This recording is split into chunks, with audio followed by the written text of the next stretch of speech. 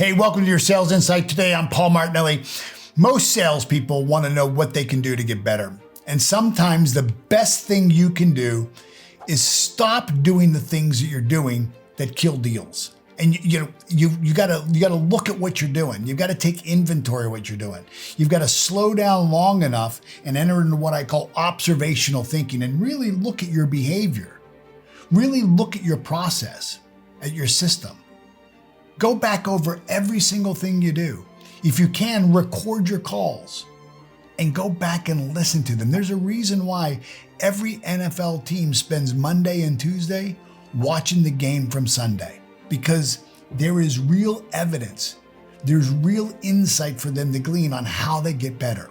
So let me share with you 10 things that I think if you begin to keep in your awareness and challenge and maybe explore, evaluate what you're doing, you're going to find that if you're failing in any of these 10 areas, just a small change can make a huge impact on your results. Number one, just never assume that one size fits all. We can down-regulate. We can default to treating every customer the same way. So you have to tailor your approach to meet the specific needs and the specific preferences of each individual client. Not everybody wants to sit there and watch a video. Not everybody wants to read a brochure. People process information differently. And so you have to be able to have your presentation and what you want to communicate, your value proposition, on however they process information, whether that's visually or auditory or kinetically. Number two, never badmouth your competitors. Refrain from speaking negatively about your competitors. It's bad form. Focus on highlighting the unique value and benefits of your own products and services. If you find yourself kicking your competition, it's because you haven't done your homework in building yourself up and really understanding your value proposition. Number three, never overpromise and underdeliver. Be absolutely honest about what you can offer. Set very realistic expectations for your customers. It is far better to exceed expectations than to fall short, 100% of the time. Number four, never neglect follow-up. Stay engaged with your prospect even after the sale's made, and follow up with them regularly. Long-term relationships is what leads to repeat business and repeat and increased referrals. So follow-up is critically important, and everybody kind of knows it, but nobody does it. It's kind of like one of those, asking for referrals. Everybody knows that it works, but very few people have it built in as part of their process. Number five, never skip research. Always do your homework.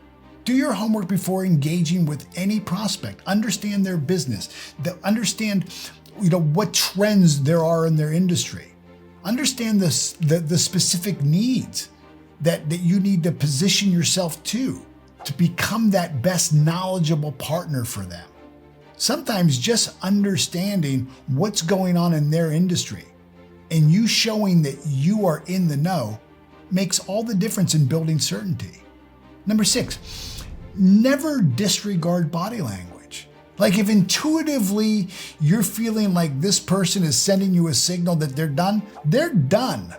Body language can give you very valuable insight into what somebody's thinking, what they're feeling, and it will help you tailor your approach accordingly. But you've got to be aware of it, and then you've got to trust your intuition. When your gut tells you that you're reading somebody's body language and they're saying something, even though their words aren't saying it, trust your intuition and trust their body language. The body language never lies.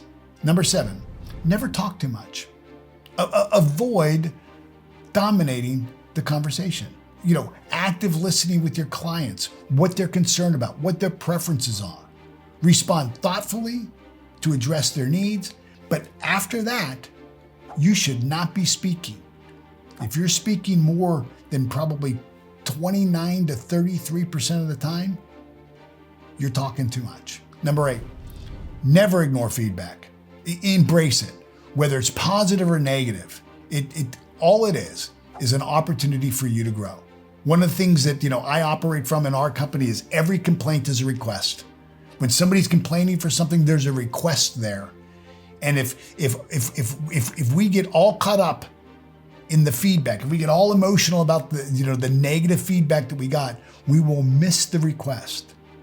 So use feedback, positive and negative, to refine your sales techniques and to enhance your performance. Number 9, never ever be unprepared. Like, always be ready for a sales meeting. Always be ready for presentations. You should anticipate the potential questions, the potential objections. I've seen and I've heard salespeople go into an opportunity and they think, well, this is just the discovery call. And sure enough, the person is ready to hear the whole pitch and they haven't developed it, or they're not ready, or they don't know what their numbers are. And then they say, well, let me get back to you with that information. And they could have closed the deal. They've wasted time. Be prepared. Number 10, never stop growing. And never stop learning. You should be continually seeking opportunities to expand your knowledge, to grow in your skills. So stay current with trends. Attend these training sessions. We've got live calls 3 times a week. Get on the calls. Even if you don't have a question, get on the calls, because somebody else's question may trigger something for you. Sometimes it triggers another question. And sometimes it gives you an idea that you didn't have before. Read relevant literature. Stay ahead in the competitive landscape of your own industry. Make sure that you are on the bleeding edge. Be curious. Be curious about what it is that you do, about your industry, about what your prospects are interested in. Remember, experience is the best teacher. So take these 10 and do a fair evaluation. Sit down and ask yourself, in these 10 areas, how am I doing? Rate yourself on a scale of 1 to 10. Anything below a 7, you need work on. Anything below a 7, you need to be very intentional about fixing that. You get these 10 things right, I promise you'll be closing more deals. I'll see you tomorrow.